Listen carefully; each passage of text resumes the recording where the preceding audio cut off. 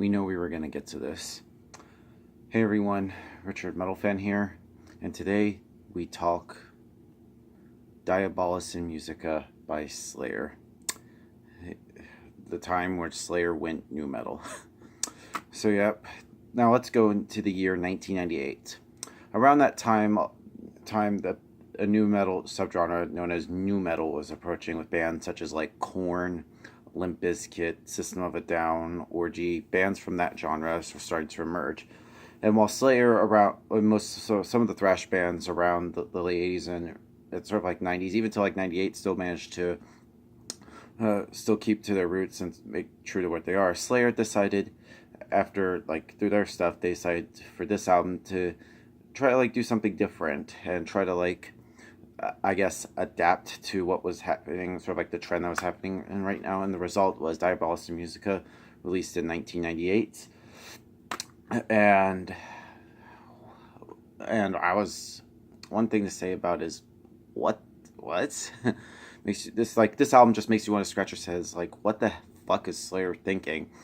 Like, ugh, this is like easily one of the worst Slayer albums ever. Probably Slayer. Ugh. It's like this like Slayer's Saint Anger in a way. It's just, ugh.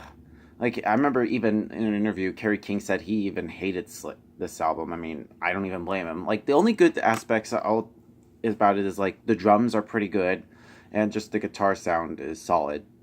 Like, that's like the only good things about this album. It's just like, ugh. I can understand like bands wanting to like change some styles and try to do something different, but ugh, this does not work for Slayer at all, period.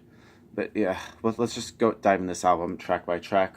Now, it's only 11 songs on here, but yeah, let's just go into the song A Bitter Peace. The beginning honestly isn't that bad at all, and it gives you sort of like the idea that the band is back again with a furious opus of thrash metal.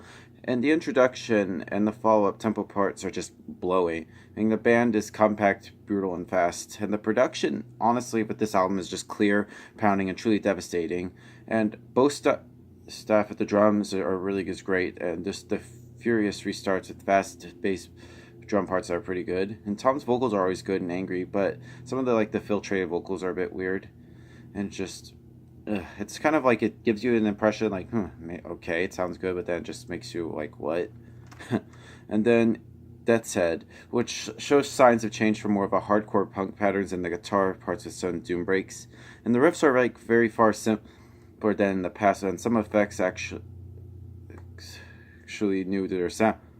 And everything seems directed in like sort of like a different way than like the past stuff, and everything is extreme in another direction. And this time, sort of like for groovy parts are more audible, and the atmosphere on here it's like a truly gloom and dark in this. And I honestly feel like the whisper in the dark kind of like something I do a little bit like Slipknot a little bit. Like, I feel like if Slayer went Slipknot.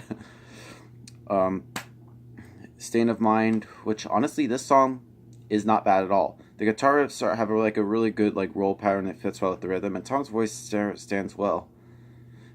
Oh, and then here, I mean, that's like the main highlights of this album. And then after this, it pretty much makes you want to go like, what? Then we go into Over Enemy. It has sort of like a doom atmosphere to it, and just like the sludgy riffage is too boring. Perversions of Pain, and like the refrain on that is just terrible, and the clean vocals, but the only good thing is like the fast parts is what I call thrash metal, and the soloist part too better. Love to Hate was one of the most horrible things ever by this band, and it's just scentless and without even a hint of Power of Rage. Desire is utterly boring, in the purpose of being like dark and obsessive. As always, the vocals kind of sound like shit, and the arpeggios are just flowing shit. In the Name of God. This song makes me just laugh and makes me want to cry too. And here I feel like Slayer is almost unrecognizable and completely anonymous in the way they're playing.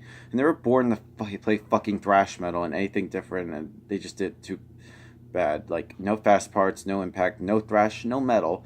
It's just desolating, and this album just keeps going downhill. And then the last three songs, Scrum, Screaming from the Sky, and Point. Ugh, I feel like after this, it just makes you want to like just stop listening to this album. Diabolous in Musica. one of the worst albums, probably Slayer at their lowest. And I know a lot of people are wondering why I actually have a copy of this.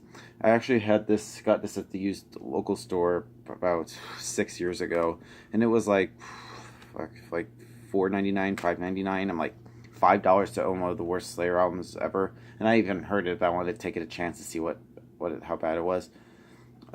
Yeah, I mean, look at it. I don't want to like destroy this album. I don't want to like blow it up or like set it on fire or shoot it with dynamite.